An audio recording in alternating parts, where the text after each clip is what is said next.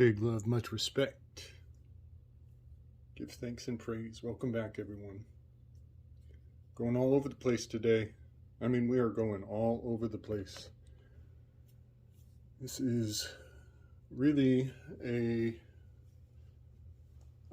far-reaching and broad topic that we are going to attempt to thread throughout history. A vast string of influences. I'm just going to make some footnotes right now. We're going to talk about Heraclitus and the fact that he was somewhat of an outsider. He was anti-democratic in his worldview. He was a militant of sorts. He was also known as the obscure one, or he was sometimes called the riddler. And that really fascinates me to learn. And there is a thread between him, the riddler, and Carl Jung, who spoke on the power of riddles. And that thread, that tie-in, has something very fascinating to do with the concept of the Aeon.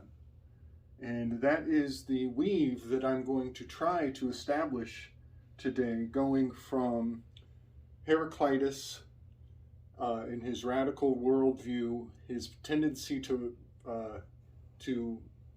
speak in riddles, and the idea that Carl Jung was picking up on what he was laying down, and the common thread that they share, going indicating the coming of an Aeon, the birthing of a new child, and even the idea of the childlike mind granting one sovereignty, autonomy, kingship. So that is my target. But before I go there, a little bit of what some would call housekeeping. And notice I am pointing here when I speak of Heraclitus. I have learned something really fascinating about the missing seat in the symposium. The fact that they are jumping over this 6. There is just a remarkable observation about the speaking around this negative space, this absentee position. And I'm not sure what I'm seeing here, but I'm beginning to feel out what this missing position might have a lot to do with. For one, in the Greek alphabet, they F, the letter F was late, a late arrival. It was a late arrival. Alcibiades comes and takes this number 6 position. It was a late arrival to the Greek alphabet. I think that there is something of a stopgap measure, a protective cultural maneuver in the fact that the F was missing from the original Greek alphabet. But I just see it resonating with the fact that the 6th seat is missing. It's an absentee position. And the fact that F was a late arrival, the 6th letter to the Greek alphabet. There's something really big going on there, and I think it has to do with the influence of the Scythians, or some would say the Scythian sects, the Persian influence on the Greek culture.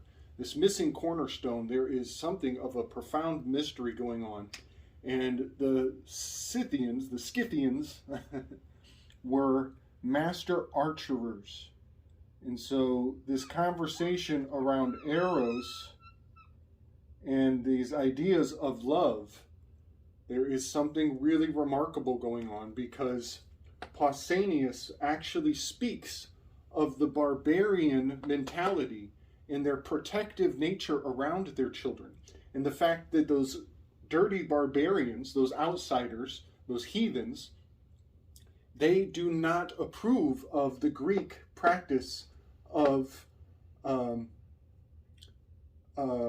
pederasty and taking on a child at a young age, and the love between adults and children, and that the Scythians find that disgusting.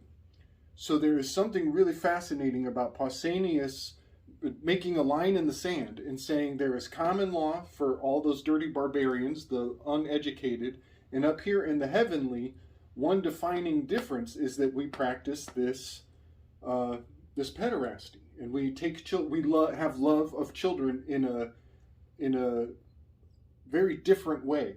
And I've also been thinking about the 7 different words for love that the Greeks had, and it's possible that I might eventually put one type of love in every position for this conversation, because Socrates would be like erotic love. Pausanias would probably be I'm not sure. I'm really not sure. But there is probably a weave I may get into eventually having to do with the 7 different types of love, or definitions or words for love, being articulated by these characters in the symposium. But I just wanted to point let me also state that Artemis here is a Scythian goddess. She is not native to the Greek culture. She is an outsider. She's in the wilderness. She is vilified. She's cast out. Artemis means the immortal truth in Persian. So Artemis in the wilderness, I'm going to write her name here. I think I already did. Artemis.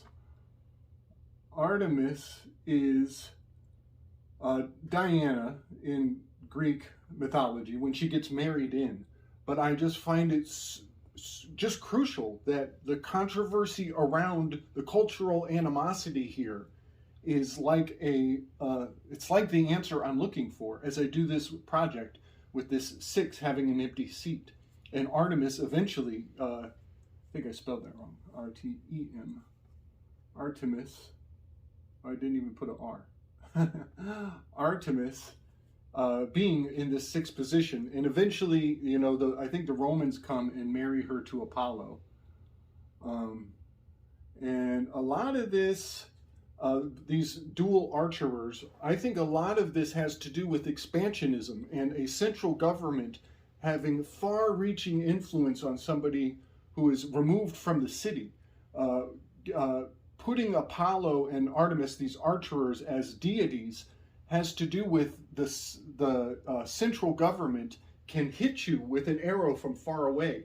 So you better watch out, because they can actually see you with accuracy and see your deeds from a distance. So this evolution of the mentality of the masses giving veneration to an archerer god is, I believe, in stride with the expansion of the empire and the idea that the king can see you right now. The god can see you from far away because he becomes an archerer. He has to become an archerer and a master of ballistics as the empire expands. And this has a lot to do with giving people citizenship. The citizenship and having obligations to a central power source is very correspondent to the 6, who are the loyalists, who with the shadow of fear. It's just fascinating that this missing position is like prophesizing or presaging the expansion of government, and that they will need a new form of mind control as the Plato's Republic goes out and conquers the minds of men and women from afar. So I just wanted to put that forward, that this missing 6th position is a mystery of mysteries, to say the least. Also, OF. I'm getting way off track here, but OF is a 66. All words with OF is a 66, and when they changed the Constitution for the United States of America, they switched the word for to OF. This is Apollo and Artemis. And this is where the citizenship program was launched once again. All of the chapters in Sir Francis Bacon's New Atlantis, every chapter is of love, of friendship, of growth, of expansion, of every chapter starts with OF, the 66 spell, which is Apollo and Artemis, imperial expansionism. And that was the only thing they changed when they changed the Constitution for the United States of America. They changed it to the Constitution of the United States of America. It's a very subtle spell, the 66. Execute Order 66 that Palpatine launched. So there's a lot going on with this this fascinating Scythian philosophy and its influence on expansionism. So I just wanted to put all that forward because Heraclitus has so much to do with this effect on the collective. Now, also, I want to point at an alteration I made. I don't know, I didn't talk about it, but people might have noticed that I have instinct up here between the act and the feel. This dividing line is different from the other dividing lines. This is the instinct relationship between what your feeling is telling you and how you react to a thing. This is the instinct divide. And before I had discernment down here between the feel and the think groups. But I'm taking, this is a thought experiment, I'm taking an adjustment. I'm going to put consciousness inside in the internal realm between your feeling and your thinking. And I want to just write that here, consciousness on this dividing line. And then up here, I've switched this to discernment between your thoughts and what you're going to do, your act. I'm going to put discernment here. And now also I want to talk very quickly about the shape of this yod, the three branches that divide the feel, think, and the act. And I want you to imagine that you're an archer aiming out at the world. If you were an archer taking a draw back with your bow, these would be the feathers on the arrow that you're about to shoot. I just wanted to put that forward, that this is the anatomical vision of what an archer sees when they're about to make a maneuver or make a decision that you can't take back. Once you let go of that string, you can't take that arrow back. So I just wanted to point out that these three groups are also beautifully articulated in archery. And we are talking about arrows.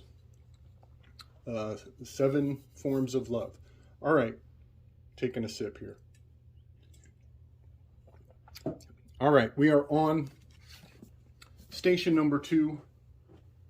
We are still dealing with Pausanias' eulogy on love.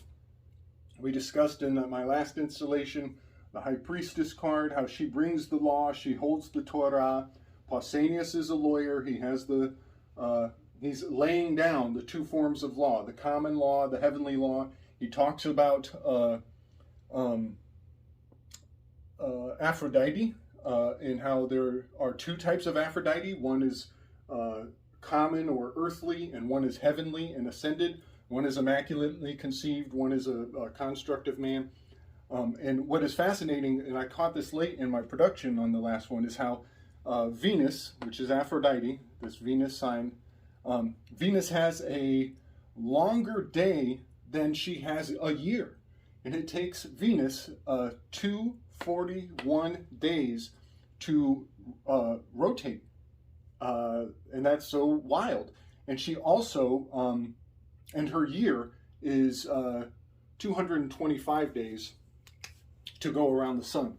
So that is really kind of is a challenge of the mind to even grasp what that means. But I want to point out VENUS,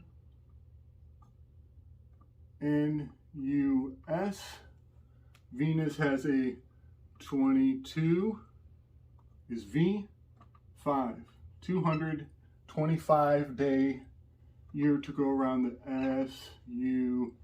SUN. So her name, Venus, encodes her orbital period. And that is very sacred to the ancients. There's a good reason why that is encoded in her name. And I've tried to do the same thing with like Uranus and the other planets with the NUS on the end. Haven't found anything quite as amazing or impressive as that little factoid, but I just love that one. So, again, I want to put forward this idea about Heraclitus and him. Late in his life, he retired to the temple of Artemis.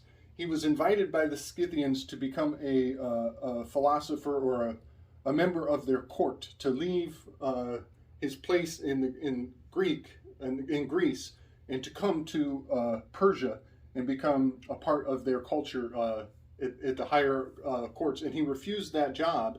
And then, strangely enough, he retreated to the temple of Artemis, which was like you could think of it as an embassy to the Scythian culture of the time. And he lived in the Scythian embassy, the temple of Artemis, for the rest of his life. He retired there and played with the children out on the steps and lived a simple life, as though he were hoping that Darius, the king who invited him, would come and rescue him in time, or choose to come to Greece and learn from him at this temple. And again, he is called the Riddler. He is called the Obscure One. And I'm going to put this graphic up right now. The Riddler from Batman was, strangely enough, he was injected into the consciousness of children, and his little question mark cane that he used to hold is shaped exactly like the spatula that a physician uses to count out medication. And what did they put so many children on back in the 80s, 90s? They put them on Ritalin. Ritalin was the crack that they put so many children on at a very young age, labeling the kids with assorted acronyms that were completely gaslighting to the child's mind at a very young age. Well, the Riddler had a physician's pill counter spatula as his implement in his hand. And it is fascinating. I'll just put this graphic forward. You can see that Carl Jung actually spoke on the power of riddles and how life is all one big riddle. So there is a thread, an interesting thread from Herodotus to Carl Jung, and I found, I'm going to save it to the end, I found one more quote that Herodotus passed like a torch to Carl Jung, and it has everything to do with this Aeon card, the presaging of a child to come, a new generation of youth. So I'm going to read a section of Pausanias here where we can consider that he is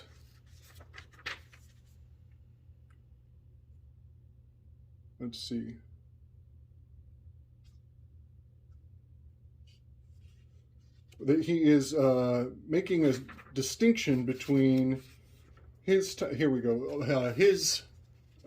culture of the Greeks and their practice in relationship to children and pederasty. They probably had a lot of foster children. That's probably part of what's not being explicit in the symposium, is that these influencers, these philosophers, these sovereigns, were probably experiencing a large amount of children being, foster children being given up into the cities, and they had to do something with them. So they would take them in and train them. So again, there's so many factors when we say pederasty that we're not thinking about, that there was probably in large cities, there was probably a large deposit of children that needed to be taken under their wing. You know, the Catholic Church at one point in history, they actually had to make a law that said, stop giving us your children.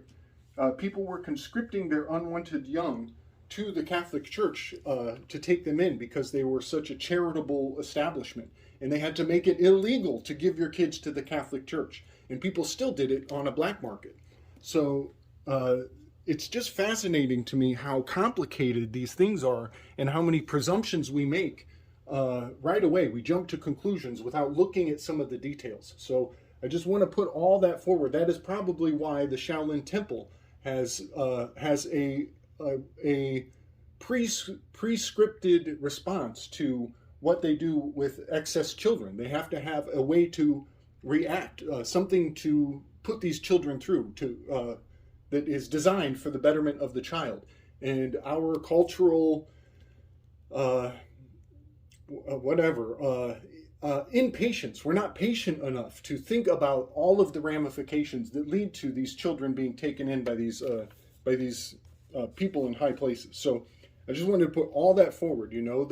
The orphan trains are probably a part of this too. Now, and that will come up when I get into the Carl Jung.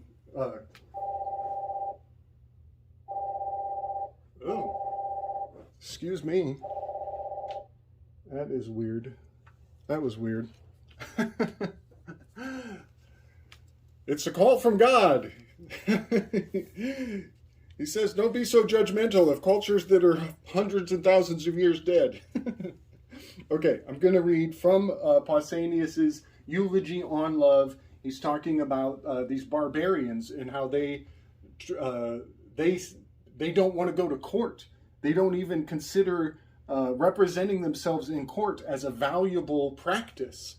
So how could, so we have to divide them and their mentality from our mentality, because in Greece, it was at some points it was considered illegal to run away from controversy.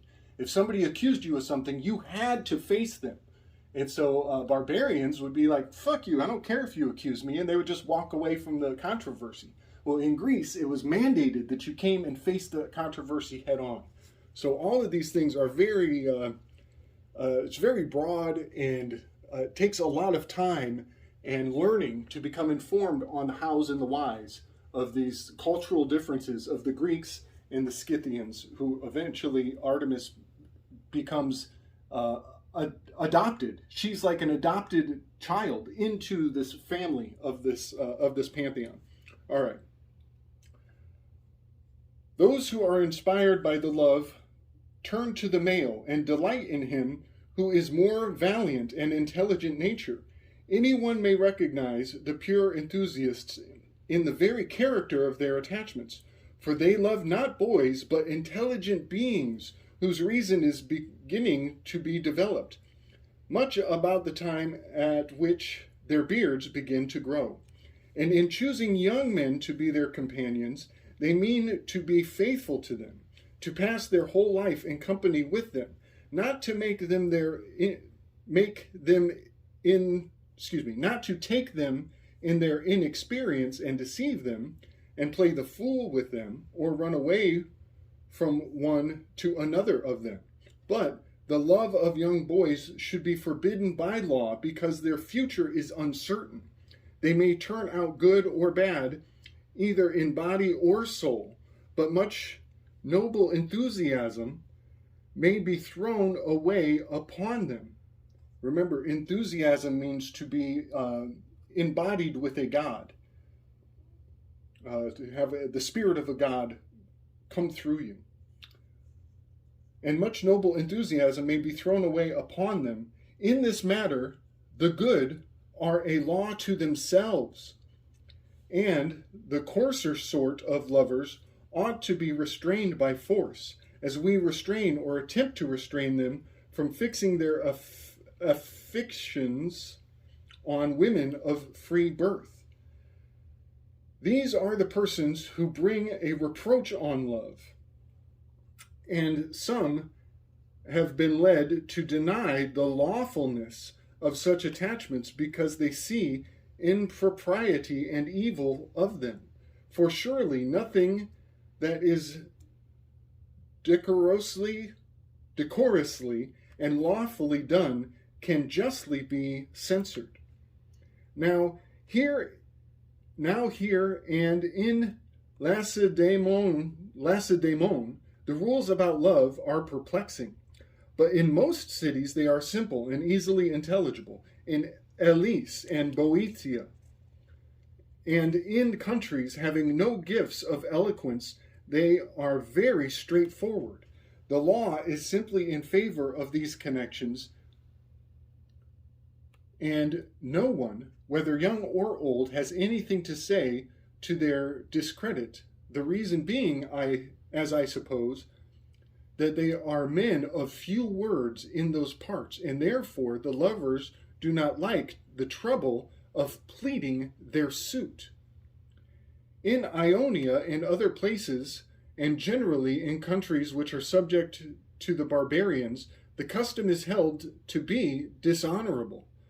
Loves of youth share the evil repute in which philosophy and gymnastics are held, because they are inimical to tyranny. For the interests of rulers require that their subjects should be poor in spirit, and that there should be no strong bond of friendship or society among them, which love, above all other motives, is likely to inspire, as our Athenian tyrants learned by experience. For the love of Aristogaeton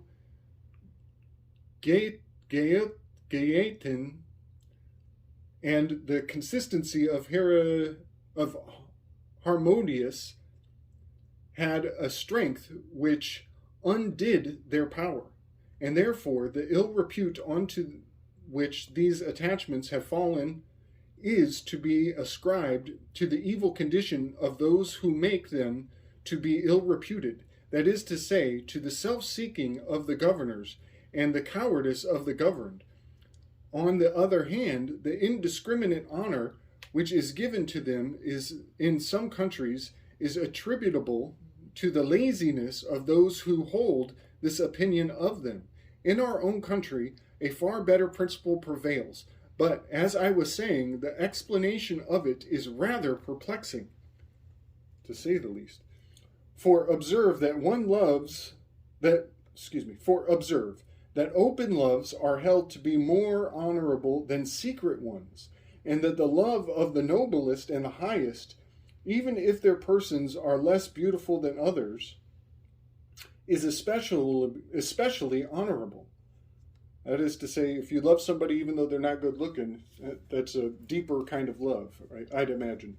Consider, too, how great is the encouragement which all the world gives to the lover. Neither is he supposed to be doing anything dishonorable, but if he succeeds, he is praised, and if he fails, he is blamed. And in the pursuit of his love, the custom of mankind allows him to do many strange things, which philosophy would bitterly censor if they were done for any motive of interest, or wish for office or power. He may pray and entreat and supplicate and swear and lie on a mat at the door, and endure a slavery worse than that of any slave.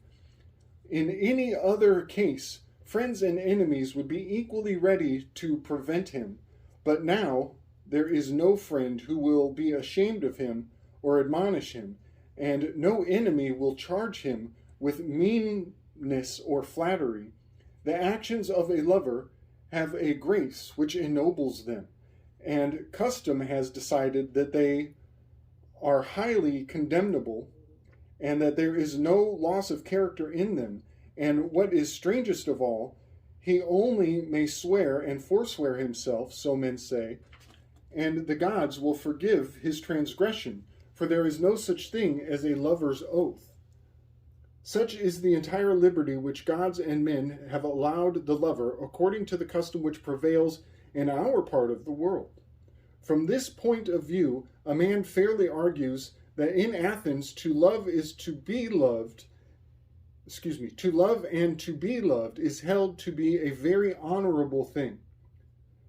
But when parents forbid their sons to talk with their lovers and place them under a tutor's care, who is appointed to see to these things, and their companions and equals cast in their teeth anything of the sort which they may observe, and the elders refuse to silence the reprovers and do not rebuke them. Anyone who reflects on all this will, on the contrary, think that we hold these practices to be most disgraceful. All right, I'm going on and on here. I did not mean to read so much of it. I just find it quite fascinating how many circles they can speak of on this topic, and how, as he said himself, how perplexing it is to be an outsider looking into this culture and trying to understand their mentality. So yeah, forgive me if that was any more confusing for anybody else, because it was. He really is talking in circles, but I think you get the idea of what he's saying there.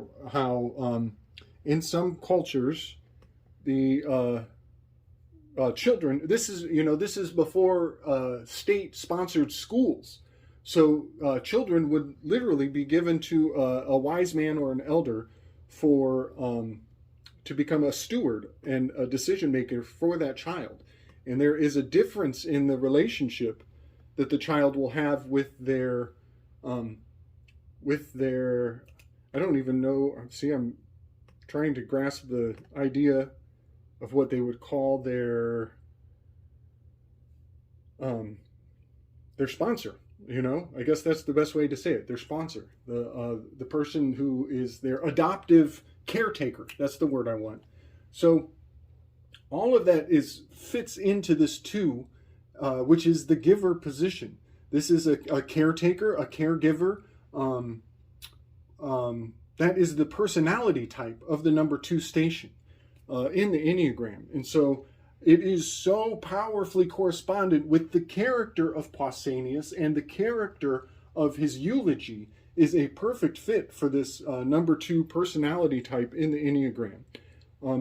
Now I'm actually going to pause here, catch my breath, sip some coffee before I finish this installment, because I want to really delve into, because this is a key, crucial component of the entire symposium. This is a very important aspect, and I want to just make sure I have all my bearings. I want to pull up some of the next things I want to read, and then we're going to read on Heraclitus a little bit, some of Heraclitus's quotes, and then I want to thread that on to Carl Jung, who Carl Jung is down here with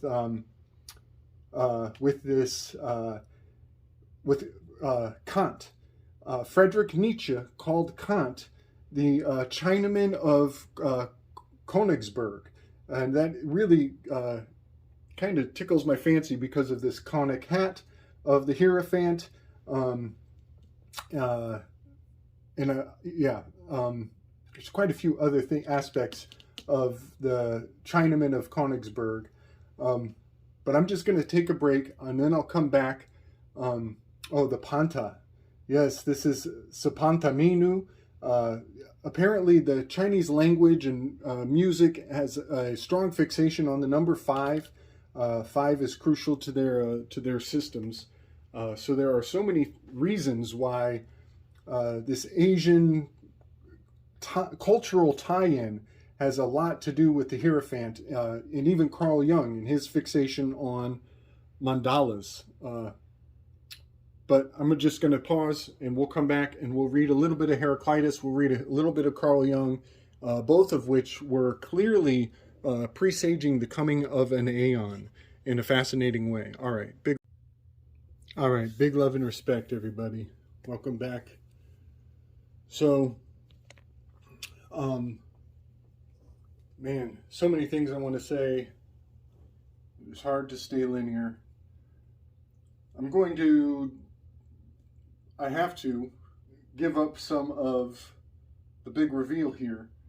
This Aeon card is in the position of the giver here, brought together with the High Priestess card.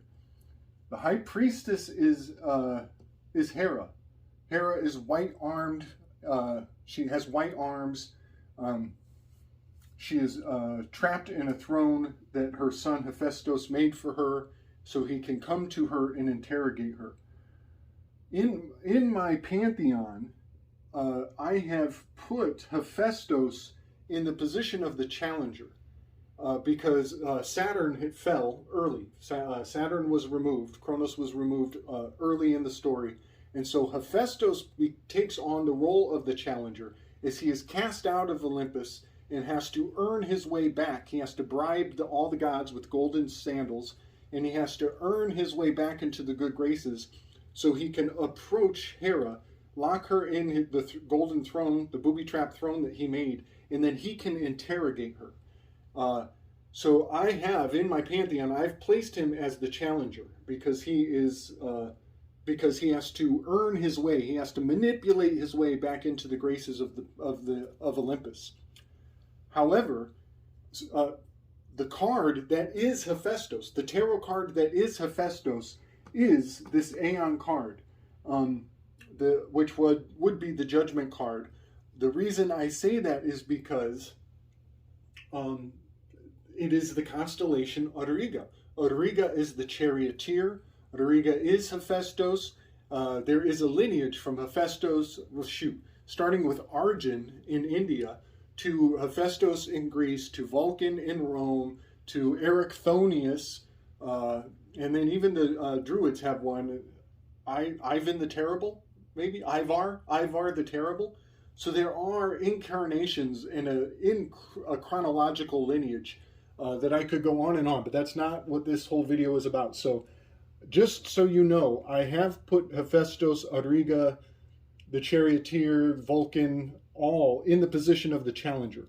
However, for the sake of this, now that I've done the enantiodromia and I've brought the opposites together, you know, as I did with the 9 and the 1-8, as I did with the 1-9 and the 10.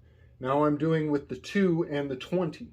So that is the reason why you are seeing the charioteer, Auriga, the Hephaestus, the volcano god. That is why the volcano god is now over here in the position of number 2, is because I am simply adhering to the numerical correspondence of these cards. So I wanted to make that delineation very briefly. And now I want to talk about Heraclitus's role, because he was kind of a rebel in his own right. He was anti-democratic. He was called, also another nickname for him was the weeping philosopher.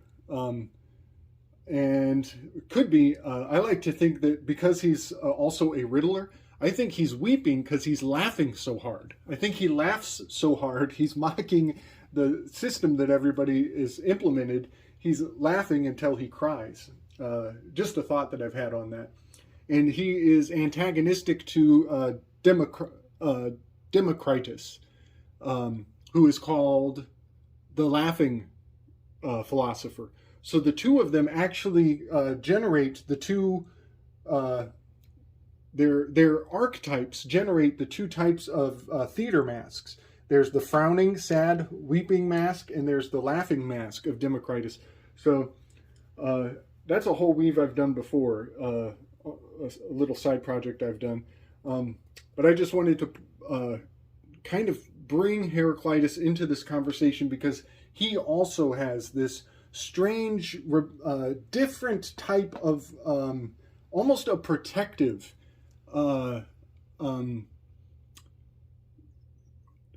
philosophy, theory on how children should be treated, because he goes into the temple of Artemis and lives the rest of his elder days surrounded by the children of Artemis in that temple, the acolytes of Artemis, which is really fascinating to me. But that's because he was a Persian, and this was like, as I said, this was like an embassy for him, where he could engage in the practices that reminded him of home, of his homeland. So I'm going to read this quote from Heraclitus. It's very short, it's very brief, but it is, if we're going to be chronological, I just want to make it clear that the Heraclitus' statement eventually gets picked up by Carl Jung, who spoke extensively about many things, but particularly about riddles and the power of riddles, and also getting in touch with the inner child. So all of that is really fascinating, that there is a legacy here. So Heraclitus has this very simple quote. He says, The Aeon is a child at play, playing draughts. The kingship is a child's. It's sometimes translated as sovereignty belongs to the child. And so there is something really beautiful about that philosophically to ponder over the ages. And Carl Jung was completely picking it up as Carl Jung wrote a book called The Aeon. So I'm going to read Carl Jung's quote that happened allegedly hundreds and hundreds of years later. Some believe thousands. Carl Jung carved a stone. Some call it the stone at Bollingen, Bollingen. Ing is refers to fire. Ing is agnew, ingot, stones, all things burning. The present moment is the fire. It's the here and the now. It's really it's an interesting linguistical truth. So Carl Jung carved this stone. I'll bring an image of it. In the center of the stone is Telesphorus. Telesphorus is a, you could think of it as a spirit guide or a nymph or a homunculus. And when a person goes on a spirit quest, leaves their body, when they have a vision quest, Telesphorus becomes the caretaker, is the giver, is the caretaker. Number 2, personality type. Telesphorus is the one who takes care of you while you're off on your journey. And this is the law of equivalent exchange. If you're going to leave your body, you have something has to come in its place to keep your organs functioning. So philosophically, Telesphorus is basically like your autonomic nervous system, who keeps you alive while your mind is off on a vision quest. Some people will point out that it's also an anal suppository that is sometimes coated in drugs to circumvent your digestive system. I often joke, I know this is all disgusting and gross, but these Gnostics were into some shit, I tell you what. I often joke that, who's going to take the first DMT suppository? And if they do, it would be this Telesphorus butt plug that they would be using. I know, that's disgusting, that's horrible, I'm gross, I'm totally gross. But, this shape of this card is very fascinating to me. It is an egg balancing on its nose. Turns out, back in the days, they used to tell people that you could balance eggs on the equinox. You could only on the equinox could you balance an egg. That's not necessarily true. You can balance an egg any day of the year, but that is an old myth about the equinoxes, this balancing concept. All right, I'm rambling. I'm going to read Carl Jung's stone that he carved on his 75th birthday. This was after he had already done his work with the Dead Sea Scrolls. Carl Jung is a patron saint of secret societies. You better believe it. And they picked up his work and have fused it into culture in a absolutely profound way. It is so vast and all-encompassing. But yeah, Carl Jung had an agent number. He was agent 488. Alan Dulles took him in and gave him an agent number before the CIA was established. So they put out the Dead Sea Scrolls just a week before. Actually, they were translating it for years. But if you check the dates, the Dead Sea Scrolls were given to the public the same week that the CIA was officiated. Also the same year that Aleister Crowley died.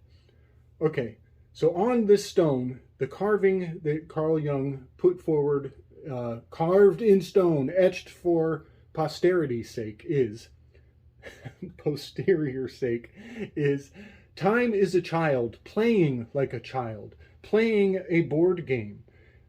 Kingdom of the child. This is Telesphorus, who roams through the dark regions of this cosmos and glows like a star out of the depths.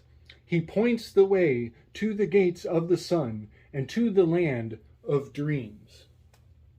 And now, there are a lot of ascended ways to perceive this. There is a divine, beautiful, sacred message to this. And there is a very secretive, covert undercurrent to what he is saying. A lot of people will point out the idea of the birth of the anal homunculus, and it's so gross that nobody wants to talk about it.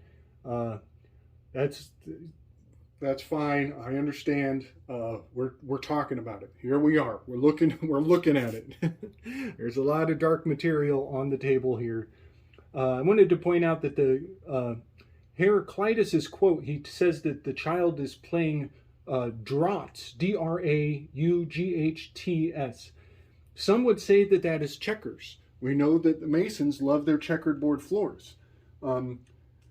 It is a place of exchange. The exchequer is the place of exchange. This is the X marks the spot where you exchange and put your signature on the line. That is the point of exchange. That is the exchequer. This is checkerboard floor. But in the Persian sense, in the Heraclitus version, it might actually be backgammon. So that's something to consider, that different people would see this as a reference to different games. Aleister Crowley was a chess master. So different people will see the game he's referring to under different cultural contexts. So I just wanted to put that forward because there's a lot of talk about 5D chess amongst the kids nowadays. All right. And one more thing, I'm going to just rip through the 7 different types of love. I recommend everybody don't just take this on face value. When I looked up the 7 types of love, they oversimplify the definition. I recommend everybody analyze this deeply. Take it beyond the surface level. Look for other multiple definitions to gain a deeper understanding of each of these, because they really are oversimplifying. So eros is sexual passion.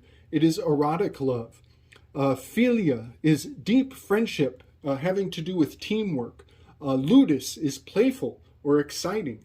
I think of this as having much to do with this number 2. Agape is a love for all. This is the idea of contributing openly. Pragma is long-standing, being there or enduring love. This one's hard to say. Philautia, P-H-I-L-A-U-T-I-A, is self-love. That's a good one to have. Storgi is familiar, family love, having to do with affection and brotherhood. And now then there is another love that is late to the game. I think this type of love is mania. Mania. And this is very enigmatic.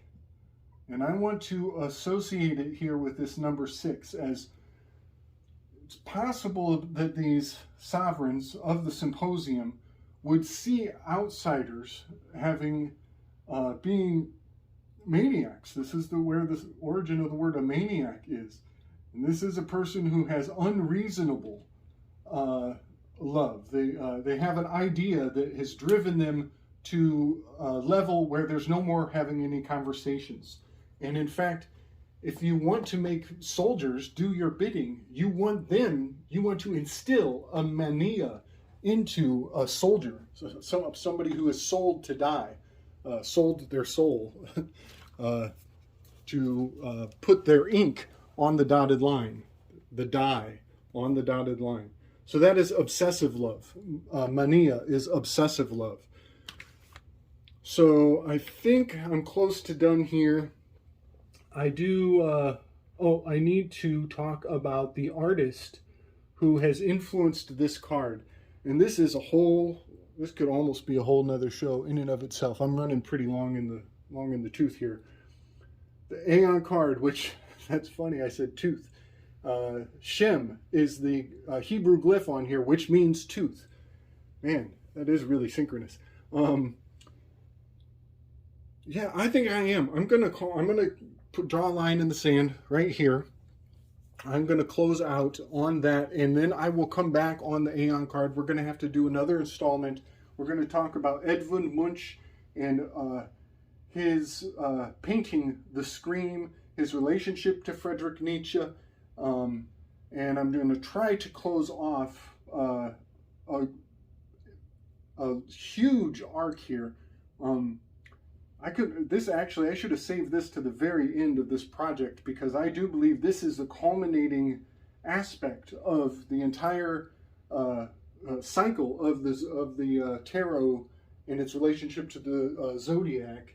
I'll bring up a graphic image so you guys can see, but essentially, you know, the tarot, as it adheres to the zodiac, it starts with Sagittarius, and it makes two arcs. The 22 cards make a double spiral arc out, starting with the Sagittarius. Fool cards in the middle. Sagittarius is Magi, High Priestess. We skip the depth of the winters and we go straight to Empress, Emperor, Hierophant, Lovers, Chariot card, which is fascinating because the Charioteer is Auriga back here, 3 steps back. But this is the Chariot card in Cancer. Leo is the Strength card.